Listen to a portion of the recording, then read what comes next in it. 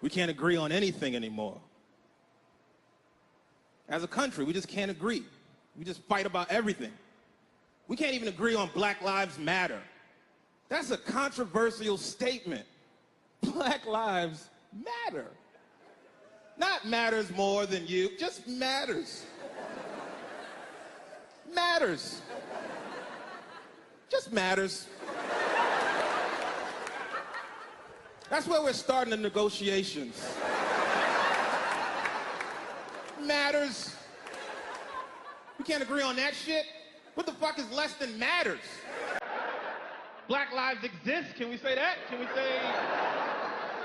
Is that controversial? We always ask for the lowest common denominator. We ask for the lowest rights. Gays were fighting for equal rights. Equal rights. Could you believe that's an actual stance you could have? You could be for equal rights? That means there's people out there saying, I think everybody should have the same rights as everyone else. And there's other people like, nah, son, I disagree. I just don't think so.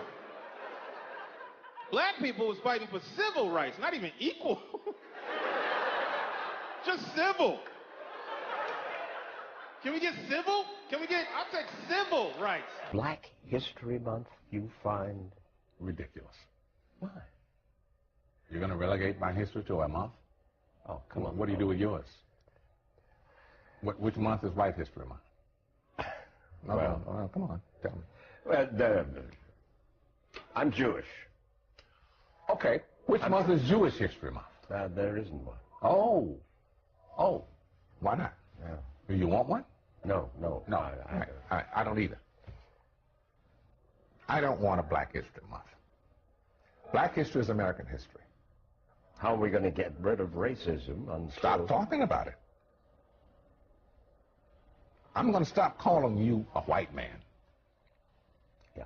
And I'm going to ask you to stop calling me a black man. I know you as Mike Wallace. You know me as Morgan Freeman. The whole thing, especially the president and Democrats now are talking about income inequality, and that's basically what, when you talk about the richest 85 people on the planet, right? Yeah. It's income inequality. Do you think that's, looking at, what's happening in the news now, is that a good idea? It's a great idea. It is the greatest idea.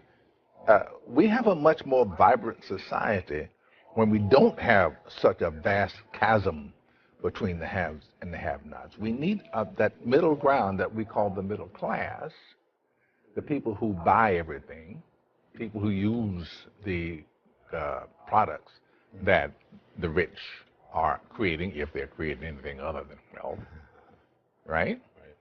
So it's what's happening with the Chinese economy right now. They're changing their whole outlook because they need consumers.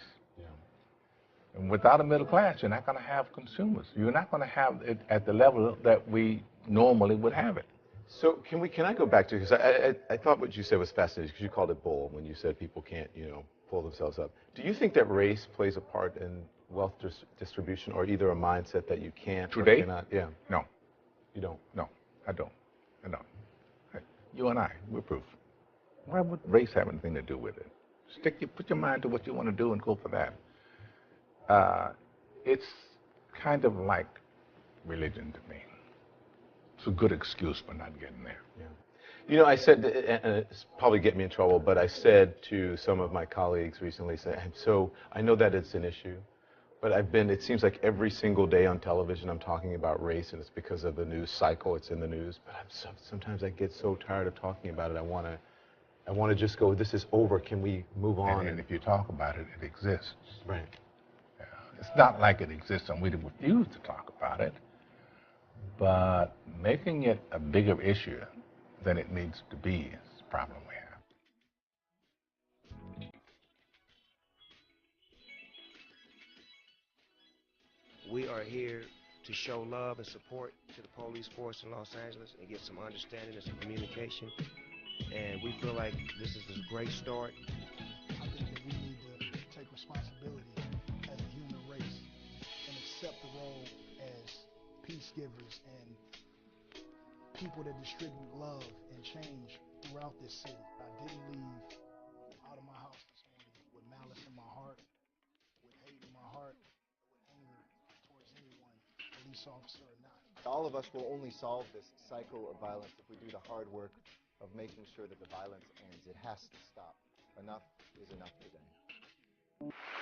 All right, racism. I ain't hooked up in all that racism shit. My motto in life is just be happy with motherfuckers. I ain't into all that racism shit. Racism ain't as bad as it used to be anyway, man. I mean, it's fucked up, but they don't call niggas niggas no more and shit. White people don't say it, especially when there's niggas around, so I guess I wouldn't know it. Walked up looking for racism, but my friends always told me, you better not go to Texas. They'll fuck you up. And when my modern day brother hear that shit, they be like this, what? They ain't fucking nobody up. Brothers act like they couldn't have been slaves back 200 years ago. It ain't like them motherfuckers like that shit. I wish I was a slave. I would fuck somebody up. Shit, tell me to bale some motherfucking cotton. I would have been on the street and shit. You would have came up and said, hey, yo, nigga, bale this cotton. Oh, said, suck my dick, master. I got off the motherfucking plane, walked off, got up, walked up my bag, all my black shit on, black leather, big ass medallion and shit on like this. Little white dude walked up and said, this your bag? I said, yeah, it's my fucking bag. Why, motherfucker? A black man can't have a suitcase?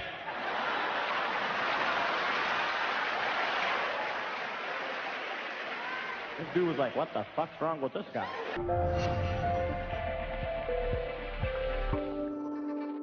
Seattle Seahawks Richard Sherman made it clear he doesn't support the calls to kill whites or cops made by the Black Lives Matter movement. I don't think it's any time a time to call out for an all-out war against police or, any race of people. I thought that was an ignorant statement.